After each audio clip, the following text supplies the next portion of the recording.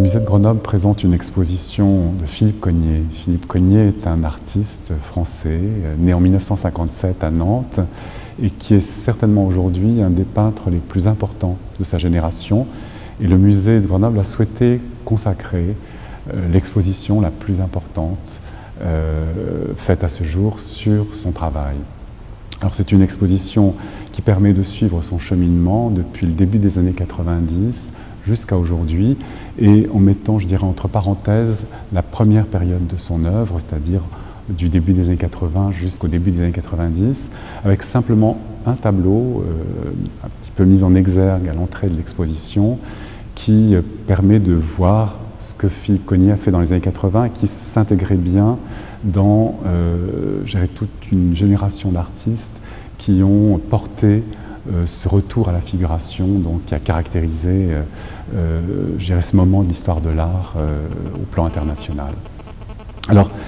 ce qui nous intéresse, c'est son travail à partir de 1991-92, où tout à coup, il s'appuie sur la photographie pour parler du monde qui l'entoure, parler du monde d'aujourd'hui.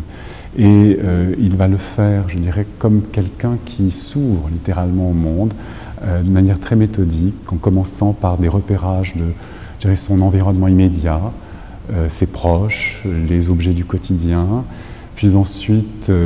les premiers paysages autour de chez lui, ensuite les premiers paysages urbains, c'est-à-dire quand on quitte, je dirais, la campagne pour aller vers la ville, et enfin cette plongée dans ces grands paysages urbains qui ont fait pour beaucoup sa célébrité. L'exposition permet un parcours chronologique, donc assez classique, mais qui, au fil des salles, égrène, je dirais, les différents thèmes de Philippe Cogniet,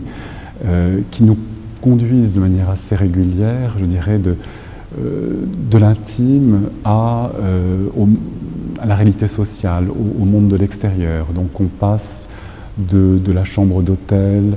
ou du repas de famille à tout à coup la foule, sur la plage, dans une manifestation publique, ou encore à ces grands paysages urbains tout à fait magnifiques qui donnent un reflet, je dirais, très cru du monde d'aujourd'hui, très direct. Et c'est, je crois, une des grandes vertus de la peinture de Philippe Cogniet que de représenter le monde tel qu'il est, ce monde d'aujourd'hui, extrêmement complexe, contradictoire, et cette complexité de la réalité d'aujourd'hui, du monde qui nous entoure, est restituée aussi, au-delà des images, par la technique picturale, qui est une technique extrêmement complexe, elle aussi, très subtile, qui donne des effets tout à fait magnifiques et qui, je crois, est un des grands apports dans la peinture d'aujourd'hui, qui est fait, donc réalisé par Philippe Cogniet. Alors, je crois que le parcours au musée de Grenoble est très complet. C'est un véritable voyage à travers à la fois le monde d'aujourd'hui, l'univers de Philippe Cogniet, mais également un voyage dans la peinture et dans l'histoire de la peinture, puisqu'il y a véritablement aussi dans cette œuvre un souci de prendre en compte toute l'histoire de la peinture. Et je crois que c'est une des très grandes forces de cette œuvre. Donc, peut-être une invitation à découvrir cette œuvre tout à fait magnifique et en même temps à venir s'enrichir d'un nouveau regard sur la peinture actuelle. Tous les travaux qu'on voit dans cette exposition ont une chose en commun, tous, enfin, sauf les dessins, c'est la cire d'abeille. La cire, c'est une chose qu'on fait fondre, on peint à chaud, donc une trace de pinceau, mais ce qui a été intéressant, c'était dans le deuxième temps, toujours été dans la construction-destruction, d'appliquer un film, enfin d'apposer un film sur la surface de peinture, enfin sur le tableau fini, on va dire, et de repasser avec un fer à repasser sur le film transparent, sur un film rhodoïde, de repasser pour réchauffer la surface et donc transformer la première image en une deuxième image.